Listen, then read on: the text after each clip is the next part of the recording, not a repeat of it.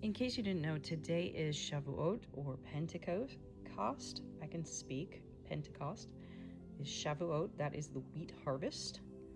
And it is a celebration of harvesting the wheat, which is so prophetic. This is in Acts 2. Acts 2:2. On the day Pentecost was being fulfilled, all the disciples were gathered in one place. Suddenly they heard the sound of a violent blast. Gotta turn the page. Of wind. Violent. What did that word just say? See, you don't. Try to be. I'm so not perfect. Anyhow, suddenly they heard the sound of a violent blast of wind rushing into the house from out of the heavenly realm. The roar of the wind was so overpowering, it was all anyone could hear. All anyone could bear. Then, all at once, a pillar of fire appeared before their eyes. It separated into tongues of fire that engulfed each one of them. They were all filled and equipped with the Holy Spirit, and they were inspired to speak in tongues, empowered by the Spirit to speak in languages they had never learned. Now, at that time, there were Jewish worshippers who had immigrated from many different lands to live in Jerusalem. When the people of the city heard the roaring sound, crowds came running to where it was coming from, stunned over what was happening, because each one could hear the disciples speaking in his or her own language. Bewildered, they said to one another, "Aren't these all Galileans?"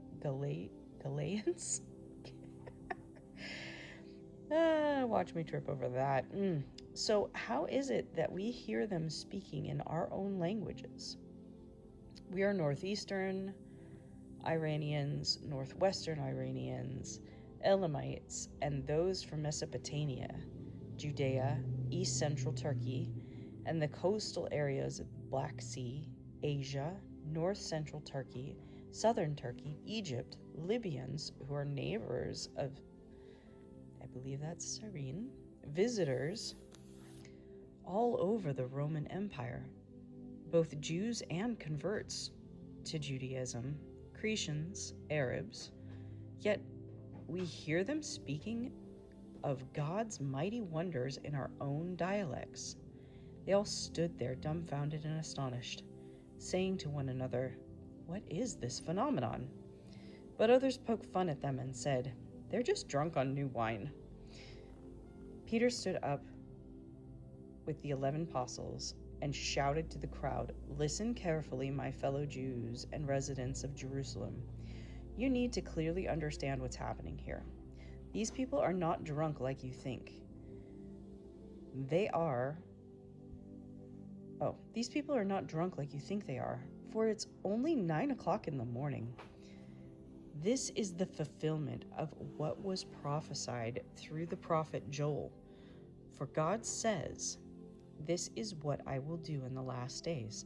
I will pour out my spirit on everyone and cause your sons and daughters to prophesy, and your young men will see visions, and your old men will experience dreams from God.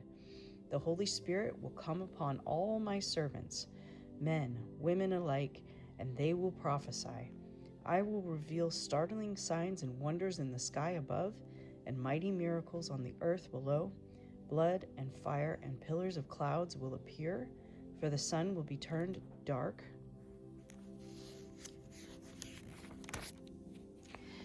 and the moon blood red before the great and awesome appearance of the day of the Lord. But everyone who calls on the name of the Lord will be saved." Peter continued, "People of Israel, listen to the facts. Jesus, the victorious, was a man on a divine mission whose authority was clearly proven. For you know how God performed many powerful miracles, signs, and wonders through him.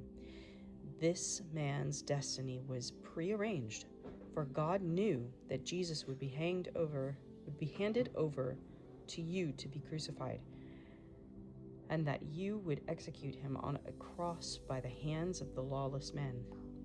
Yet it was all part of his predetermined plan. God destroyed the cords of death and raised him up because it was impossible for death's power to hold him prisoner. This is the very thing David prophesied about him. Continually I see the Lord in front of me. He is at my right hand, and I am never shaken. No wonder my heart is glad and my glory celebrates. My mouth is filled with his praises, and I have hope that my body will live, because you will not leave my soul among the dead, nor will you allow your sacred one to experience decay. For you have revealed to me the pathways to life, and seeing your face fills me with euphoria.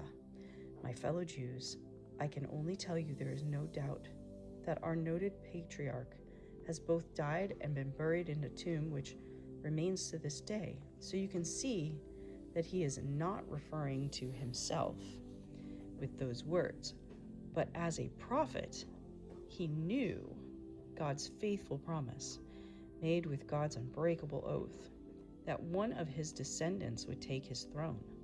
So when peering into the future, David prophesied of the Messiah's resurrection, and God revealed to him that the Messiah would not be abandoned to the realm of death, nor would his body experience decay. Can you see it? God has resurrected Jesus, and we all have seen him. Then God exalted him to his right hand upon the throne of the highest honor, and the Father gave him the authority to send the promised Holy Spirit, which is being poured out upon us today. This is what you're seeing and hearing. David wasn't the one who ascended into heaven, but the one who prophesied. Yahweh said, "To my Lord, I honor you by enthroning you beside me, until I make your enemies a footstool beneath your feet." Now everyone in Israel can know for certain that Jesus, whom you crucified, is the one God has made both Lord and Messiah. All right. I mean, whew, man, that was good. Also, by the way, I need to find in Ruth, but this is the day that Ruth married Boaz, if you know that story at all. And if you don't, I encourage you to go check it out in the book of Ruth in the Old Testament. See you tomorrow.